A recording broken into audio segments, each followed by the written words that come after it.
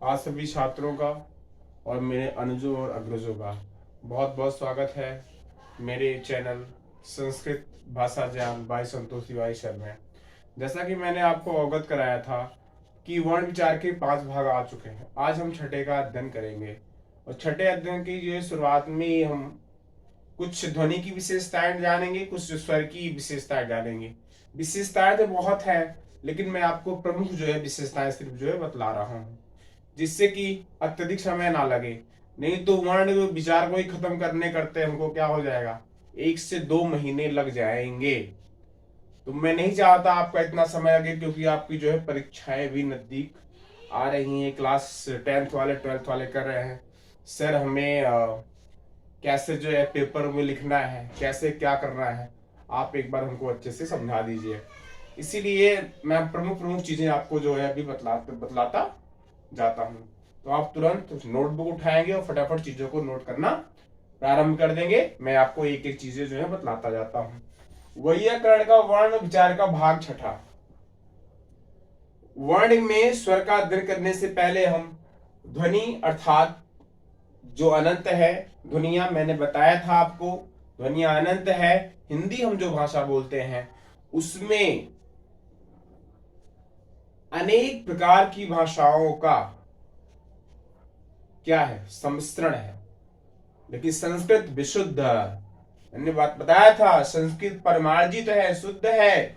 संस्कार से संस्कृत की उत्पत्ति हुई है। ये सब चीजें मैं बतला दिया हूं। तो आप नोट करेंगे ध्वनि की विशेषताएं, लिखेंगे क्या अपने नोट्स में, ध्वनि की विशेषताएं। ध्वनि की प्रमुख विशेषता पहली जो मैंने आपको बार बार बतलाई थी वही है नाद। ध्वनि को नाद कहते हैं। और नाद कितने होते हैं, अनंत होते हैं। इनकी कोई सीमा नहीं है कितने होते हैं। तो कोई भी प्रश्न करता है नाद कितने होते हैं, तो क्या आप बताएंगे कि नाद अनंत होते हैं। ये रहा आपका पहला पॉइंट। दूसरे पे आते हैं।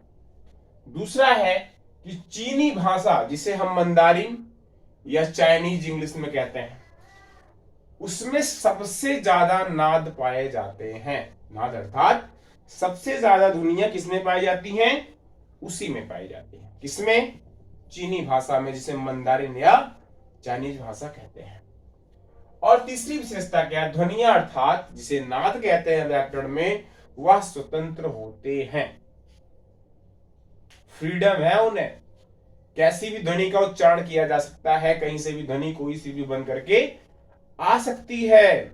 आप म्यूजिशियन को देखते होंगे, म्यूजिशियन क्या करते हैं, नई नई धुन का आविष्कार करते रहते हैं। वो सॉन्ग्स में, गाने में, वो यहीं से है क्योंकि वो स्वतंत्र होती हैं। कैसे भी आप उसको रीमेक कर सकते हैं, मेक कर सकते हैं, बना सकते हैं, सुधार सकते हैं, कैसे भी कर सकते हैं।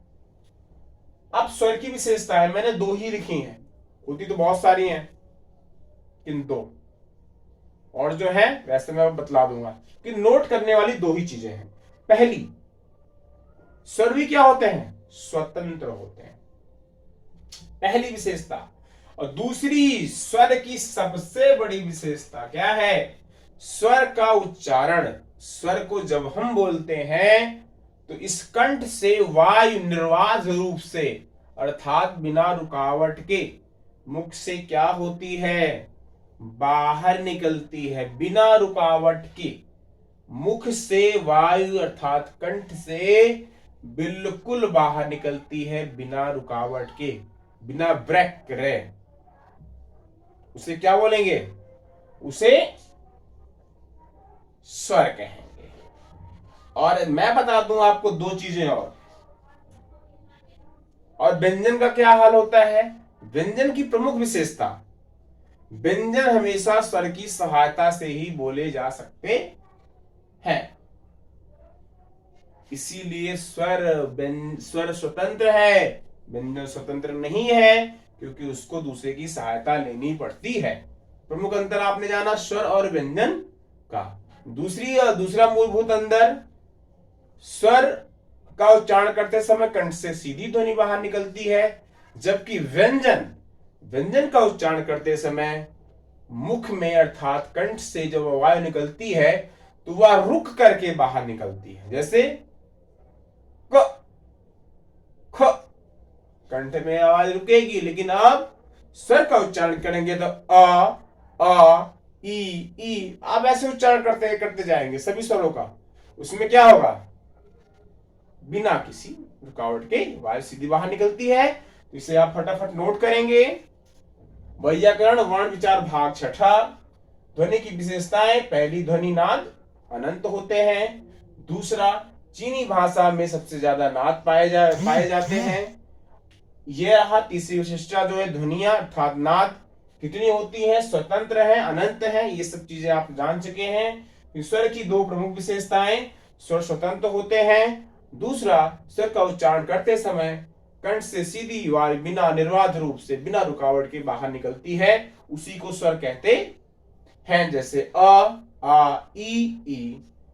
और दोनों में अंतर क्या है, स्वर और व्यंजन में? स्वर बिना रुकावट के बाहर वायु निकलती है, और व्यंजन में ऐसा नहीं है, कंठ में वायु रुक करके बाहर निकलती है। और व्यंजन जो है हमेशा स्वर की सहायता से बोले जाते हैं। तो ये रहा आपकी विशेषताएं का। आप इसे नोट करिए, फटाफट नोट्स बनाते जाइए और चीजों को सीखते जाइए। आप सभी छात्रों का, आप सभी अनुजों का, आप अग्रजों का और गुरुजनों का मैं बहुत बहुत धन्यवाद, आदर सहित नमन करता हूं। आप सभी का अभिवादन, शायद धन्यवाद। आप स्वस्थ रहें, व्यस्त रहें और मस्त रहें। बहुत बहुत धन्यवाद।